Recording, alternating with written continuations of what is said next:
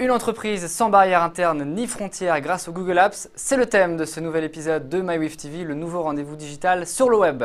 Alors sommes-nous à la veille d'un vaste bouleversement en termes de relations clients? C'est tout de suite avec nos invités.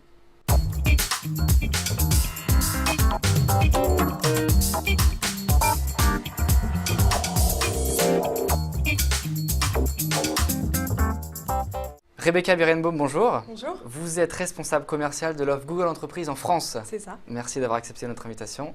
Mathieu Griffoul, bonjour. Bonjour. Vous êtes directeur responsable de l'offre Entreprise Digitale au sein du cabinet de conseil Wiv, cabinet qui a justement noué un partenariat stratégique avec Google. Rebecca, une première question générale sur les Google Apps dans le quotidien des entreprises. Est-ce que vous pouvez nous dire en fait quels sont les usages que l'on peut en faire en interne ? Bien sûr. Alors, Google Apps, c'est une plateforme web qui est constituée d'une partie messagerie et d'une partie collaborative.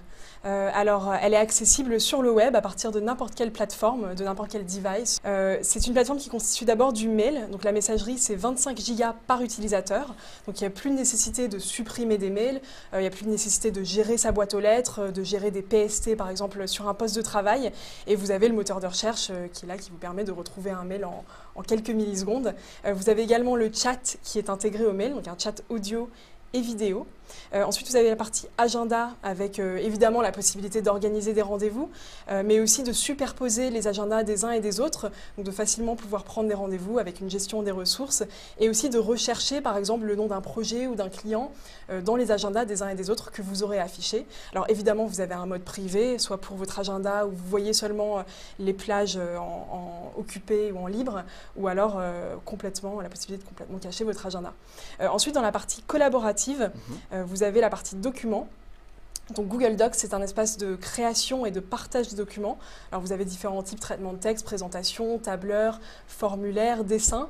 Vous avez la possibilité donc de créer ces documents, de les partager et de faire de la coédition simultanée dessus. Et puis ensuite la partie site, qui est en fait un espace de création de site internet ou intranet. C'est complètement sécurisé, mais vous pouvez aussi l'ouvrir à l'extérieur. Et là, vous n'avez pas besoin de connaissances d'HTML, donc c'est comme un éditeur de texte. Et vous pouvez créer des sites projets très rapidement et très facilement, et c'est très apprécié par nos clients. Très bien. Mathieu, quels sont les usages que vous en faites au sein de Wiv ?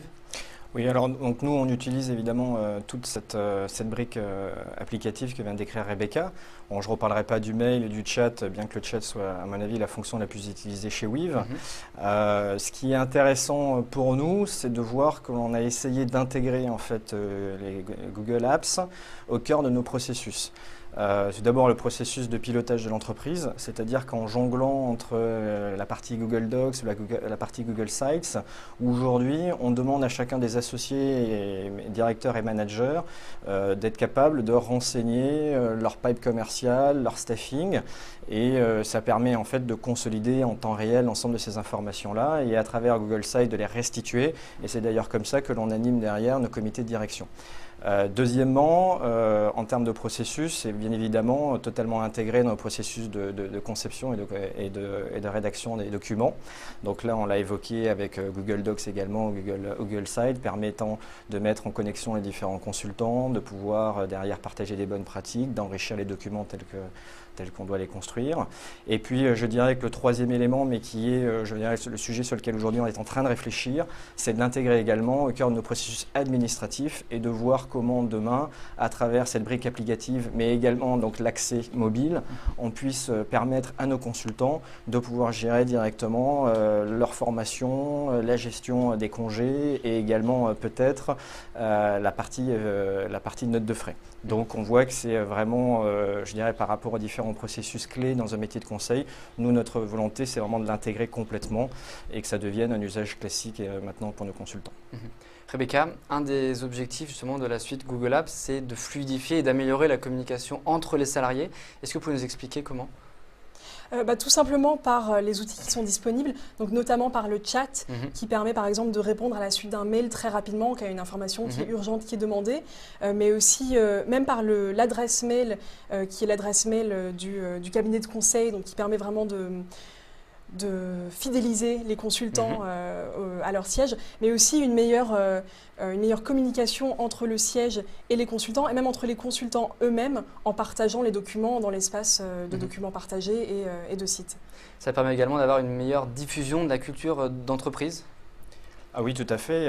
D'abord, ça permet de diffuser la culture du partage, la culture, je dirais, de la solidarité aussi au sein des communautés. Donc, on avait cité quelques exemples sur la rédaction de propositions commerciales, par exemple. Ça permet également de diffuser la culture et de faciliter la prise de parole des différents consultants. On sait qu'un consultant, généralement, s'autocensure parce que, forcément, par rapport à sa hiérarchie, moins d'expérience, moins de savoir-faire. Mais là, réellement, on a des outils, on a des espaces d'échange et d'interaction qui l'autorisent. Et puis je dirais pour nous, ce qui est important, c'est que c'est un moyen supplémentaire de pouvoir tenir nos promesses vis-à-vis de nos clients comme de nos consultants. Alors vis-à-vis de nos clients, parce que chez Weave, on essaye d'offrir plus que des compétences ou des expertises.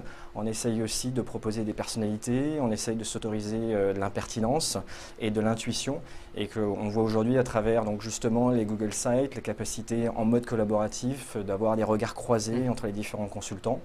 Et puis vis-à-vis de nos consultants pour le coup, parce que derrière ça permet de rapprocher, comme le disait Rebecca, ça nous permet d'accroître encore le management de proximité et donc de leur permettre de monter en compétences plus rapidement. Et donc je pense que par rapport à l'ensemble de ces éléments et par rapport à la culture Weave qui préexistait, c'est un facteur d'accélération. Très bien. Ce sera donc le mot de la fin sur cette thématique Google pour les entreprises dans MyWeave TV. Merci d'y avoir participé. Merci. Merci. Pour le prochain numéro, je vous donne rendez-vous à la rentrée avec Anne de Vulder pour un sujet consacré aux innovations dans le secteur bancaire. Je vous dis à très bientôt.